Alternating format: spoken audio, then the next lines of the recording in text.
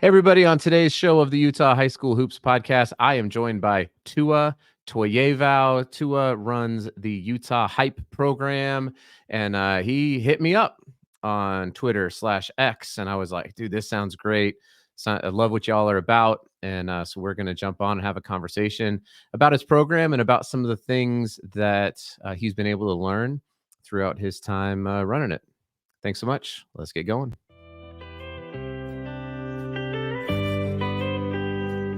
This is the Utah High School Hoops podcast, your source for sometimes informative, but always entertaining coverage of the Utah High School Hoops scene. With your host, Adam Peak.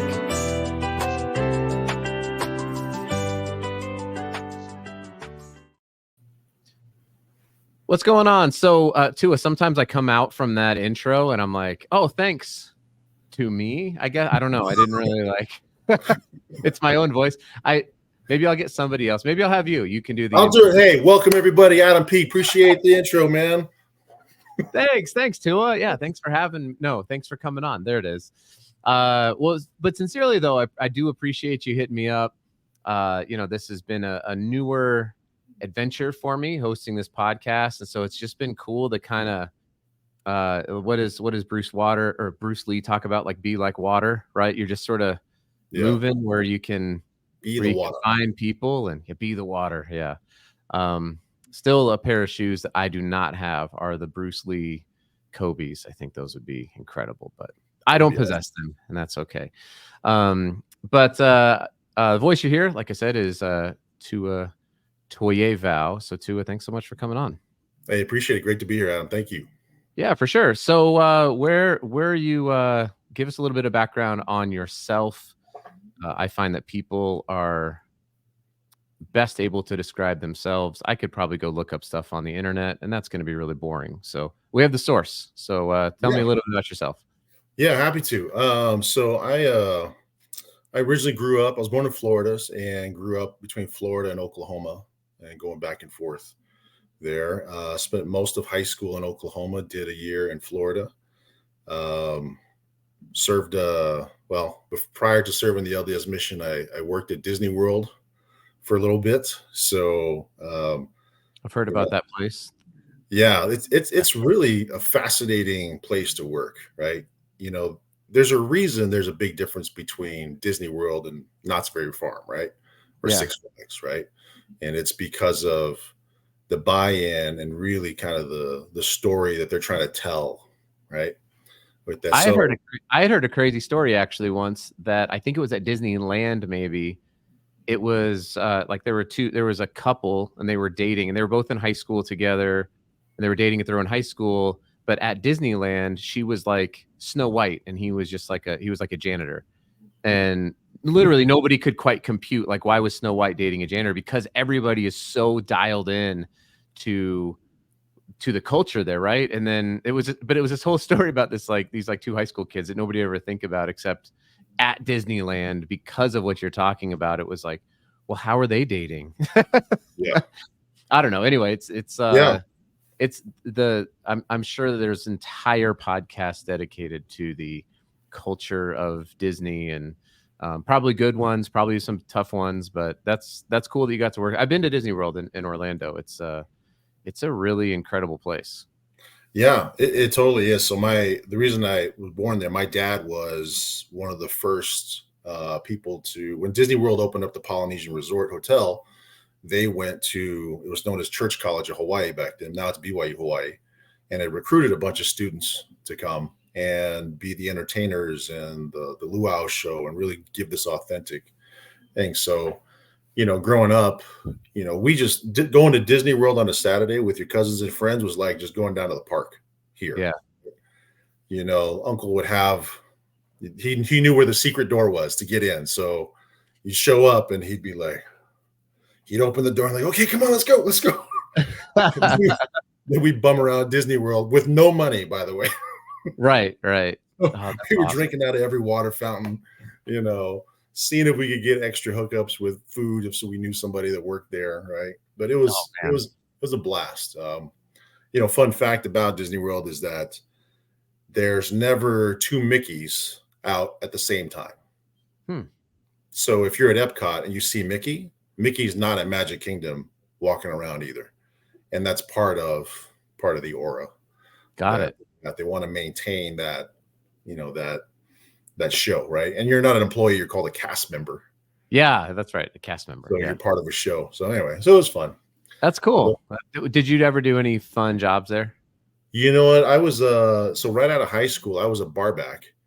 So there was a place at Disney called Pleasure Island, right? Yeah. It was and it was almost like a Disney after dark place, right? There were all kinds of nightclubs, man. People would just get absolutely trashed, right? And so my job was to supply the bartender with Sure. everything they're serving, clean the glasses, bust the tables, all that stuff, right? So, after about a year and a half of that, I was like, man, I don't know. Right? Environment for me, this is, it got to the point where, I worked at a club, bar backing, and sometimes I go 14 days straight. I was a single kid, just making money, had no life, right? And then my friends would say, "Hey, can we go to the club? Let's go to the club." I'm like, "Oh my gosh, like it's been 14 days. I don't want to go You back." don't want to Right? do that. That's So awesome. anyway, got out of that, served an LDS mission to Fiji, which was amazing. And then went to Hawaii, lived there for a couple years, met my wife there. Um, and then we moved back to Utah. Well, the plan was to get married in Utah. She's originally from Salt Lake. Okay. So the idea was let's go get married, then we'll move back to Laie and raise our family on the beach and you know ride off into the sunset. So we came and There's a got beach. married, There's and a we've beach never in been Utah back Lake, since. right? Like you can go to Utah Lake to the beach. Isn't there? Yeah, Is that it's a little qualified? bit different. Is it okay? I don't Yeah. know. I've actually never been. I've been. Man, I've been all over the world. I've not been to Hawaii. Oh, you gotta go, man. I'm Gotta I'm one of go. the few people who's like, I've been into a jungle in Rwanda, and I've been to Kenya and Dubai, but I've not been to Hawaii. So it's on the list, though. It's certainly there on the list. Yeah. Well, that's cool. So you've been in Utah now for what? I think you said like 20 years. 23 years. Yeah, we did 4 years in Arizona, and then we just moved back 4 years ago. So Okay. So what's your connection then to basketball? Like, was that something you've always done? Were you just a big Shaq and Penny fan and just thought like, ah, well, I'll get into basketball growing up in Orlando, or how did you make that connection? yeah, so I always grew up playing basketball, right? I was in Orlando in high school when the whole Shaq and Penny craze happened, right? Went to the draft party at the O Arena at the time when they drafted Chris Webber, then traded him. I mean, you'd have thought people were going to riot right there in the middle of the arena, right? Yeah. So always played basketball. And then after I got married, our kids, we had 4 kids, and all of them were really athletic. And we were just like, all right, we know you're going to be tall, right? We know you're going to have big feet. Everybody's going to play something, right? And so basketball was kind of one of the first things that they got into. And they all played basketball through one. The boys are playing through senior year. My daughter played through ninth grade, and then she loved volleyball. So she went on to play volleyball throughout her high school career, and then a couple years of college as Okay. well. So yeah. Got it. And now no kids in the No, current. we have well, so my daughter's serving a mission in Los Angeles right now. Okay. Our son just returned home from his mission in Okay. Taiwan, and so he's actually getting in shape, and he's probably gonna go walk on somewhere this fall to play ball. Okay. He played basketball and football in high school, and then we have a senior.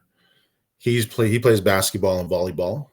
He broke his thumb, so he's just kind of he's done for basketball season. He's hanging out, and Got then it. we have a ninth, eighth grader. Okay. Got it. Yeah. Got it. That makes sense. And apologies if anybody is listening to this and you're like, how do you not know about Tua's kids? Like I was telling you before the call, I was telling my neighbor the other day about Judge's new football coach. Like, this is how naive I am to the history, which is a very rich history of Utah high school basketball and also football. And I was like, yeah, the new coach is Jeff Kafusi, and he's like, oh man, like the Kafusis are this legend. And I was like, dude, I have no idea. I'm so sorry. I'm not coming at this thing as like, I hope I've never pretended to be some sort of historian. So, No, it's all good. I promise you, hardly anybody's heard about my kids. okay, got it. We're not in that same world, man. The Kafusis they're on a different planet. Got it. Okay. Still though, I mean, you got kids who sound like they're doing great outside of high school, and got a couple of ones that are starting out. So then there's a big step though from, like I have kids who are athletic to I'm going to start and run an AAU program. There's probably there's got to be some kind of connection and story there. So here's my idea. I didn't realize we're about 10 minutes into this. I do have a wonderful, lovely sponsor that's been so kind to want to reach our community here in the Utah High School Hoops podcast called Ruvi. So what I'm going to do, Tua, is I'm going to play their ad, and when we come back, I want to hear about that connection. So how did you go from, dad to, Utah hype man? You're like the Flava Flav of Utah AAU basketball. No.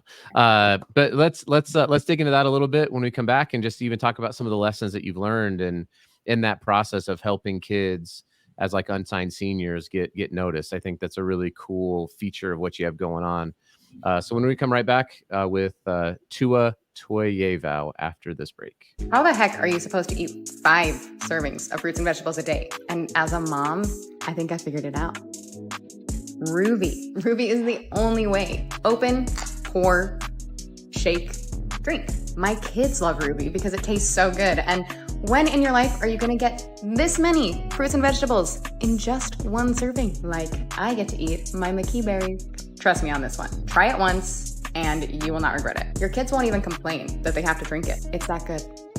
And you won't regret going to goruvi.com and using code Adam15 to get 15% off your purchase. That's goruvi, GORUVI.com, and use code Adam15 for 15% off your purchase.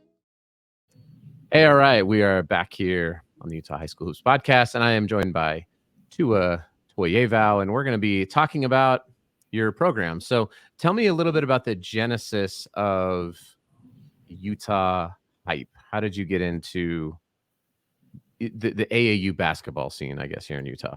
Yeah. So I think we have to go back to when we lived in Arizona, right? So we lived in the Gilbert area, and there's these two things happening simultaneously. Was my daughter was playing really high level club ball, right? Volleyball.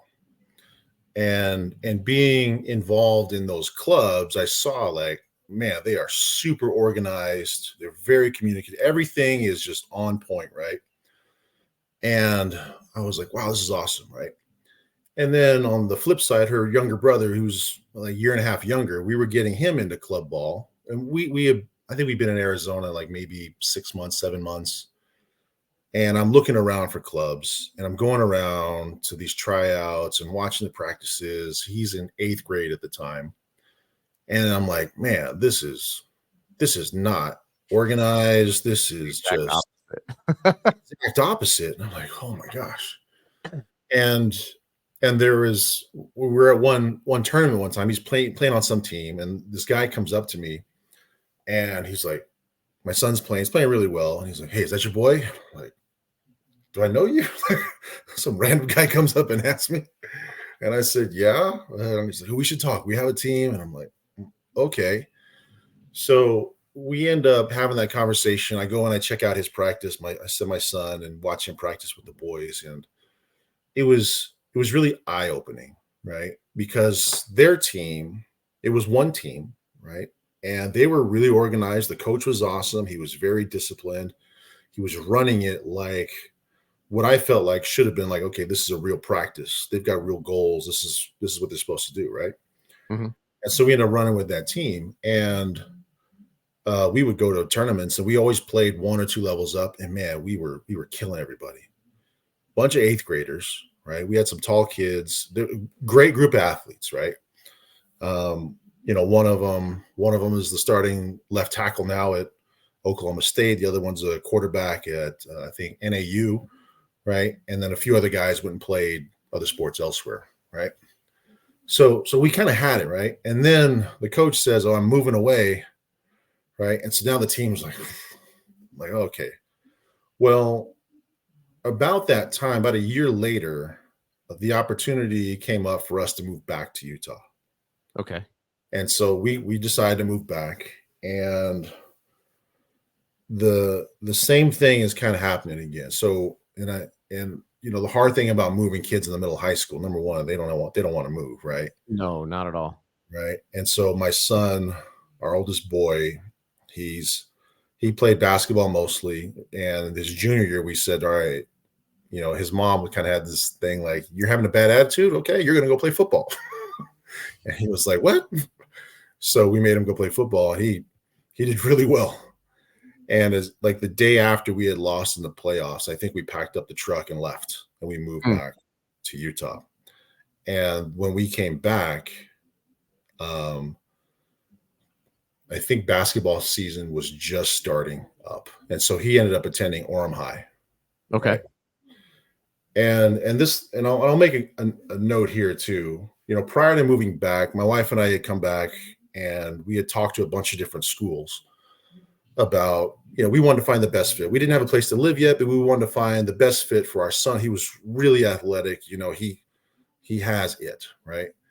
And so when we would talk to some of these schools and some of these high school coaches, the high school coaches would be like, yeah, if he's going to play other sports, he can't do that here.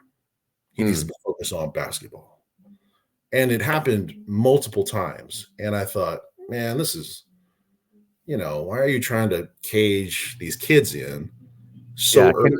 Can I just put a little pin in this real quickly, because I think this is actually really critical, and it's a huge part of the lack of development, I think, by athletes. It's fine to want to only focus on basketball, but you will notice, and there's been plenty of stuff out there, you can Google all of this, that athletes are getting to college now, and the team doctors are just talking about like what a wear and tear they have on their bodies.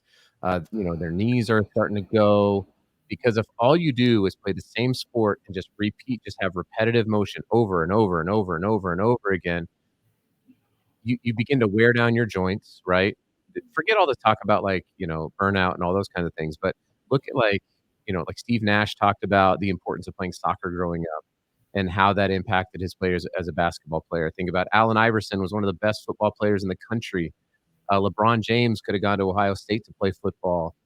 Michael Jordan, he famously went and played baseball for a couple years. Like it's actually better for the athlete. This is my opinion, and I think that it's actually backed up by some science, where it is better for the athlete to do something else. I mean, even Stephen Curry, who's the greatest shooter of all time, one of the hardest workers, is also like almost a professional golfer, because in the off season he just enjoys golf. It's okay. Athletes, parents, coaches, man alive.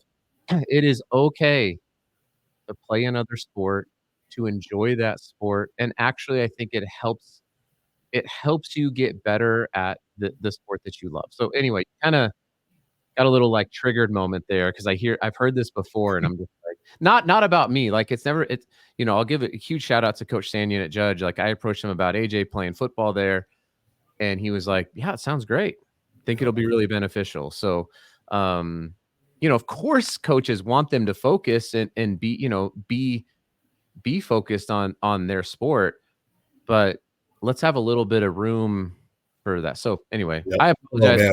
We could do a whole other podcast on that, man. Golly, I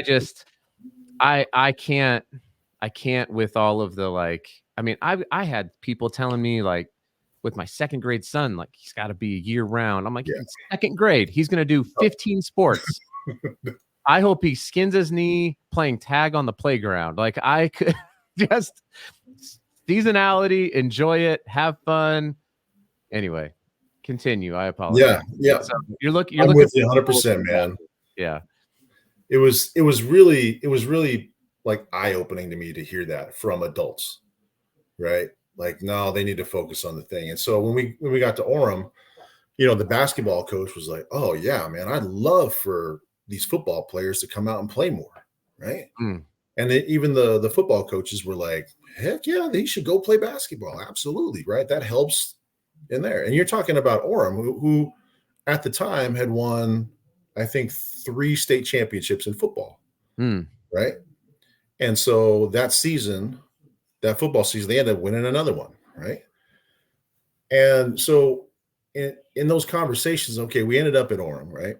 He goes, finishes out his junior year. They do well, bunch of seniors, right? And then he's one of the only underclassmen that gets playing time, right? And then the senior year happens. Well, now he's the only one that had any playing time. So it's a bunch of these JV kids, right? They didn't win very many games, but man, they made a run in the playoffs that year, right? They should have won that second round one, right? And gone on. They would have been in, I think, the quarters after that. Okay. And so anyway, so senior season ends, right? And now I'm like, okay, my feet are to the fire, right? I've learned that Twitter is really this powerful tool. Orem High football was amazing, and their staff at getting their boys recruited, right? Out to colleges. Their coaches were constantly tweeting out film. They would tell all the boys, hey, you need a Twitter profile. You need to post your highlights. You need to do this. And those coaches, well, guess what? When you're winning, right, good kids want to come play at your high school, right? And so it just naturally progressed, right?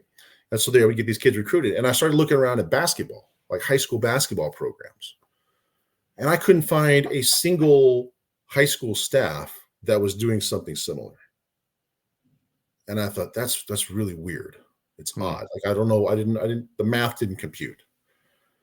So all right, put a pin in it. All right, I'm going to come back to that in a second, right? And then we start going around. I'm looking for a club, right? The only person I know that runs a club is Tim Davis, right? He runs the prospects. Tim and I had a class at UVU together many, many years ago. And we just, kind of touch and go, stay in touch type of thing, right? So I called Tim. I said, hey. Been a guest on the Utah High School Hoops podcast. It's probably the most important thing about him was that he was a guest on this show. He tells everybody, like, you know that podcast? And they're like, oh, that one? He's like, yeah, I was on it. It's fine. Tim's a great dude. I love him, man. Yeah, for sure. He's done a really good job of building that program. Incredible. And getting the top guys out there, right? Yep. And so Tim kind of explains, I didn't realize who the prospects were, kind of the depth of it. And so he's saying, okay, you can go here, here, here. These are probably some of the clubs you go check out. So I started going to these club practices, and it's like 8th grade in Arizona all over again for my son. I'm like, okay, there's 30 kids in the gym, 10 are playing, and it's just pickup ball, right? Coach will stop, run a few drills, and then it's pickup ball. There's really no coaching going on, man. Okay, so and some of the coaches too were like, they said, hey, we want your boy. Can he be, in Louisville in 2 weeks for a tournament? I'm like, wait, what?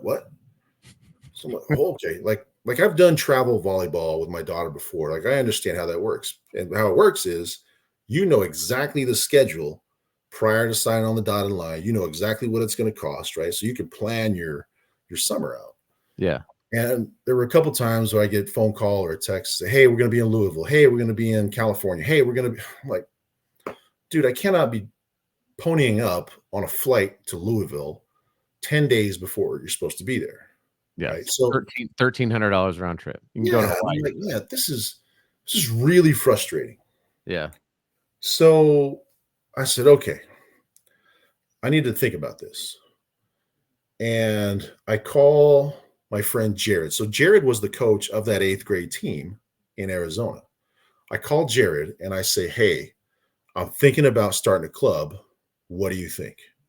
Would your boys want to come play? And would you coach? And we go back and forth. And he says, Tua, I would love to be a part of the club, but I'm not the coach.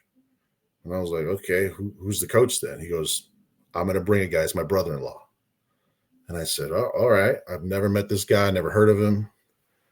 And we have this meeting. He brings his brother-in-law. His brother-in-law is Rick Stafford. Okay. So Rick Stafford played ball in Germany for 10 years, was a head coach of his team over there also for another couple years, right? So the guy's a legend in the pro German leagues and in the Euro League over there, right? Is he bigger than David Hasselhoff in Germany, or I'm pretty sure David's got it's a like stake in the ground on that. David Hasselhoff, Dirk Nowitzki, Dennis Schroeder, Rick Stafford? Is that maybe the is that the That's probably it. Okay. Yeah, all right. I'm probably just is. trying to I've expanded all of my German basketball knowledge. Wait, did Detlef Schrempf, is he a German? I think he was a German Oh, player. good question. I don't know. Anyway, I'll check the Google machine later. I'll go to askjeeves.com and see if I can pull that information up. Okay, so Rick Stafford comes over and or you meet with Rick Stafford. Yeah, we meet and Rick is got, okay, if I'm going to do this, I need this. We need to do this and that. And I'm like, and then and I say, okay. And he goes, okay, cool. And then he gets up and leaves. And I thought, oh, all right. Okay. All right. I'm talking to Jared, and that's really the genesis of how it started. So it was my son, it was Jared's two boys, Rick's son, and then we had the son of another friend of mine, Evan Anderson. He went to Pleasant Grove. Okay. Right. So the two brothers are Court and Carter Walker, right? And then it was Abe Stafford, Rick's son. So it was 5 kids. And that was really kind of the start of it. Like, we had no money. I was like, all right, I got to figure this out. So I start, calling and finding out, okay, where the best tournaments are, where are the showcases, who do we need to be friends with, and that such. And so we said, all right, let's just kind of try this out. Let's see how it goes. We had no uniforms, right? So I get a hold of Dinos, who runs the Pangos. Yep. All-American, right? So Dinos and I go back and forth. Not yet, I guess, but we've exchanged plenty of text messages about because my son AJ went out to the Pangos freshman sophomore event in Long Beach, and anyway, Dinos is I consider him a friend, so that's cool. He's very gracious and open. Yeah. Right. And so he didn't know us from Adam, right? Yeah. So we go down. Watch it. That's my name. You can't. Oh yeah. Yeah. Sorry. It's fine. It's fine. The other Adam.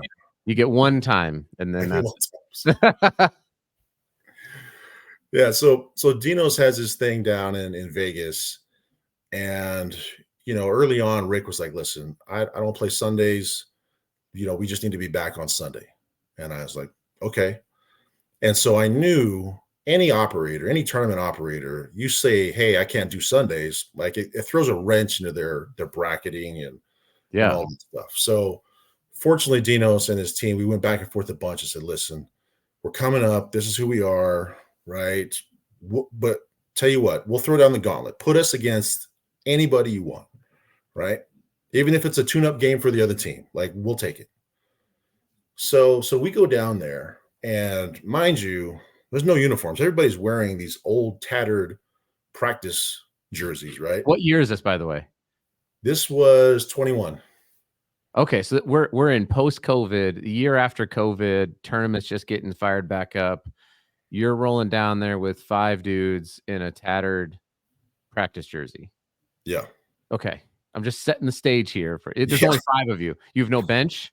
No bench. Okay, we got timeouts. This is great. I love it.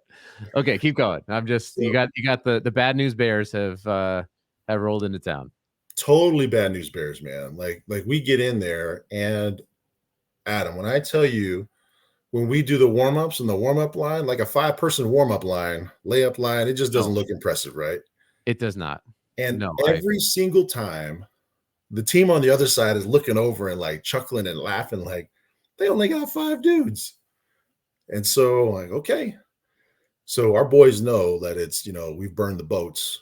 They got to get it done, And so we end up like literally rolling everybody we go up against. Right. So we're winning by 20 every single game. So I think we played 5 or 6 games in 2 days.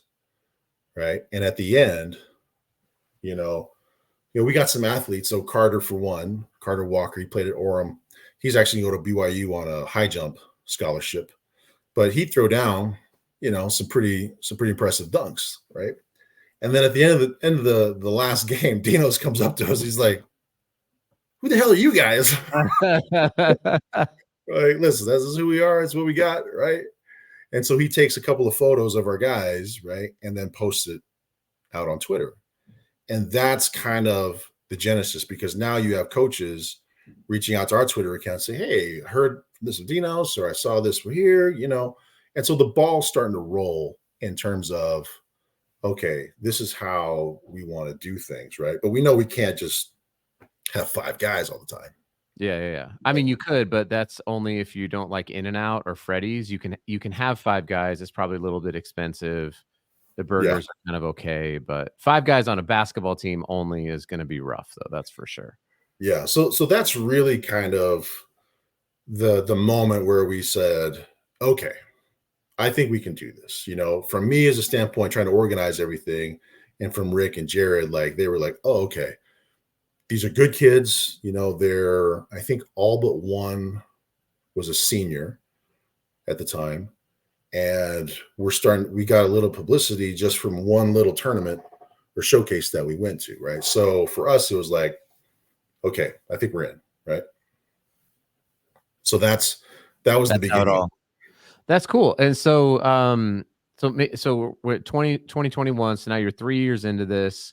Is it's still just when I say just, I don't mean that like it's inconsequential, but it's a program specifically designed for 17U unsigned seniors. That's kind of did it kind of develop into that then over the last few years? Like, all right, we've got a niche. We know what we're doing. We know the tournaments to go to. We've got connections with coaches. We've got the Twitter account. Like, we feel like we've got a little bit of a recipe here. If you're an unsigned senior is it unsigned seniors who are looking to get signed and play in college, or like unsigned seniors who are like, man, I love basketball. I'm ready for my last hurrah. Like, I can't wait to just go play some club ball. Or is it kind of a mix of both? The majority of it is kids that have had no offers. Okay. And they want to go play somewhere. And then we've had a few kids that have had interest, or they've had an offer somewhere, and maybe they had a bad experience at their other club. And so, typically at the beginning of the club season, we'll tell guys like, hey, just come to one of our open runs, get coached by us, see if you like it. Yeah. Right? And we let them decide. And some kids come back, some don't. And like, okay, that's fine. Like, but that's really, what we focus on. We found that if we just stick to, these 9, 10 kids, right? And we'll typically carry 1 to 2 younger kids, right? Because I think that fits and it helps them get better in terms of playing with older kids. Yeah. But the unsigned senior thing was really just kind of a revelation, because we haven't won every tournament or showcase, right? But we've gone out, we've competed, and every single senior that's come through has come out the other end with an offer and opportunity to play somewhere, right? Okay. And so for us, that's a big deal. Yeah, it's a big deal, right? You're talking about a kid that, literally had nothing, like no interest, no offers. In terms of basketball offers, right? They might have had worth and been, really great students or whatever it is. Just, I don't want to devalue any, but you're talking about basketball offers, obviously, just so everybody's aware. No basketball offers, but probably has a lot going in their life, hopefully. Yeah, correct. Yeah. And and I think about when I was a kid playing, like when you grow up playing basketball, back in our heyday, it was, you watch the UNC, you watch the Kentuckys, you was like, oh man, I'd love to play ball, right? But nobody ever told me one way or the other, like, hey, this is probably not going to happen, or you could probably go play at this school, or maybe this and that. And so, a rewarding thing for us is to see the kid that shows up, day one, understands the culture of how we run our team and our program, we play our games. And then for him to say, hey, especially when I'm giving him the news the first time, like, listen, so-and-so reached out, they're interested in you, they want to talk to you. Right? You're talking about a kid that had nothing 30, 45 days prior, and now he's got something tangible in his hands. Right. Where he can go play college ball somewhere. Right. And so with that success, it really kind of boosted why we do what we do. Right. That's cool.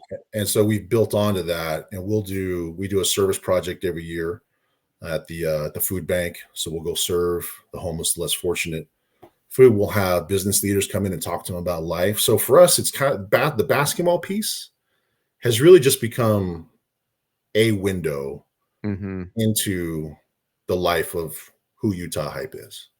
That's Right. that's so good to hear. I actually got kind of mocked on Twitter by a couple people because I was talking about, you've got these kids and they're not in school, right? Their attention is pretty focused on basketball. And I got to travel with a team last year, 15U team last year. I'm like, there's a decent amount of downtime and things like that. And I just thought, what if you could teach them about like basic accounting, or you could teach them about, I mean, you can go start a online store, you can start an e-commerce store, you can use AI right now to write a book about your season, and then it can be automatically printed on demand on Amazon. There are so many ways right now that people, I think, especially kids that are creative and high performers, they can learn about like work and life. So I put that out on Twitter, and man, I had all sorts of AU coaches like, this guy's out here talking about teaching the kids about accounting. Like, this is all about exposure. And can you get to the next level? Can you get that offer? And I'm just like, I don't know, call me crazy, but I just found 25 years ago. So 1999 was my senior year. I found my senior night pamphlet because I used to be a 49ers fan. So I was looking for a 49ers hat to rock for the Super Bowl. And I found my senior night thing, and I'm looking at this and I realized I still keep in touch with every one of these dudes 25 years ago. Like, I still keep in touch with them.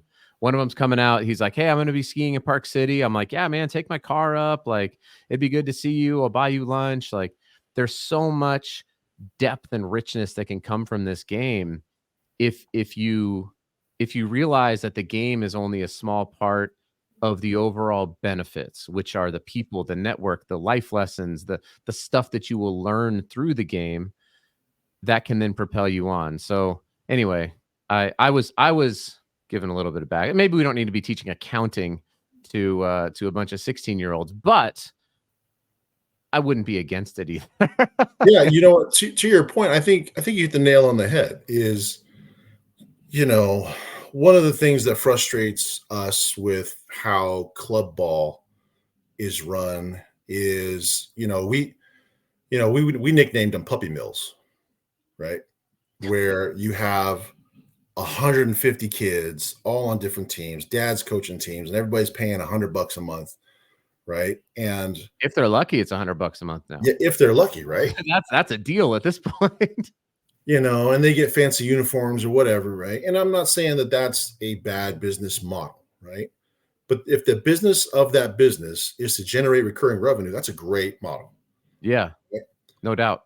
But what's happened is, we were approached by a couple of different people saying, hey, what if we expanded the club and we could get, these 8 to 10-year-olds and 10 to 12, and then kind of build your pipeline into, like, yeah, that sounds great on paper, right? But we don't get the depth that you talked about with our players and why we're doing this, right? Right. Number one is because right now we're the only ones that believe in what we do. Yeah. If I build a bunch of 10-year-old teams and get a bunch of dads to coach, those dads don't really care about what we do as a program, and they care about coaching their kid in that game. Yeah, no doubt. And so we've intentionally shied away from that model and growing that, because we found that, okay, we can stick to these 9-10 kids and really, really focus on them and do what they do. And for us, it's the other stuff that means probably more to us than anything, right? In building these young men, because, some of them, we had one kid, he came to us, graduation had already happened. Okay. So mind you, I think this is June. This is probably the first week of June. One of our players said, hey, I got a buddy. He just graduated. Can he come run? And I was like, okay, yeah, sure. Come on. So kid shows up and, he looks like he's 12. And I thought, is this a kid? Right. And he says, no, this is Roman. This is the guy. This is the kid he just graduated. Saying, oh, Roman. Like, when's his big brother showing up? Yeah. Right? And so Roman shows up, man, and he's probably been one of, if not the most competitive kid we've ever had. Okay. So your post-graduation, no offers, no interest from anybody, comes and runs with us that summer. And by the end, I think within 60 to 90 days of us playing, out of state, he had a couple opportunities. So now he's in his second year at JUCO in Colorado right now. Oh, right on. Which he's JUCO getting over it. Yeah, he's at Otero College. Okay. Right now. Super familiar with so, that. And by the way, really hard to do. Everybody, it's really hard to play JUCO basketball. Just so you're all aware. Just had Brandon from JUCO Advocate on, right? Like, it's hard. It's really, really difficult. So don't ever, don't poo-poo JUCO. Like, it's no. it's full of talented dudes for sure. Yeah. We actually have that conversation with them in the beginning of the season, right? Because I say, hey, are you interested in playing college ball? Everybody says, yeah. Right. And we'll say, okay, what kind of interest you have? And sometimes, I haven't heard from anybody, but they'll end their statement sometimes saying, well, I haven't heard from BYU, Utah State, but I'll just go down and walk on it snow. And I said, one of the top 10 JUCOs in the country. Yeah. And I said, have you heard from them? No. Do you know anybody on the staff? No. There's a chance that's not going to happen, right? Yeah, it's probably not going to happen. And unless you're extremely talented. Yeah. So there's like a reality check conversation that has to happen early on, right? Yeah, for sure. With these guys. I love it. Well, hey coach, we are at I just checked the clock. We're at 41 minutes. It's almost been an entire college basketball game that we have just talked. Yeah. So the timing is appropriate. How do people get in touch with you? Is Twitter the best? I know it's at Utah Hype on Twitter or X or Twix or whatever we're going to call it. Is that the best way for if people are looking for a school or not a school, looking for a club to run with here? I know that club season's kind of the high school season it's not wrapping up, like it's actually accelerating into the state playoffs, but I know there's a lot of clubs that are announcing their rosters and setting up teams and getting their schedules out. So is this the time for some players to be reaching out to you? Yeah, absolutely. If you're a player listening to this podcast, we've got a few more spots left. We're looking just for unsigned seniors. And if you're a high school coach that's listening to this, if you've got a guy on your roster, I don't care how much time he's played. If you think he can play, right, reach out to us on Twitter and let's have him come out to one of our open runs and we'll work him out. And let's see if we can make it happen because, we take a lot of pride and joy in helping our boys get off to the next level and get on to that next chapter in life. So that's awesome. Well, Coach Tua Toiaivao, did I carry the name pronunciation all the way through? Perfect. Love it. Thank you so much for coming on the show. Like I said, I'll have the Twitter link and everything down in the show notes. Also, kudos to any player who has listened to all 43 minutes of this podcast. You're the real superstar for having a long attention span and not succumbing to the immediate goldfish attention span of your generation. So shout out to you. Thanks for listening. Thanks, Coach. I really appreciate you coming on. Hey, thank you, Adam. Appreciate it.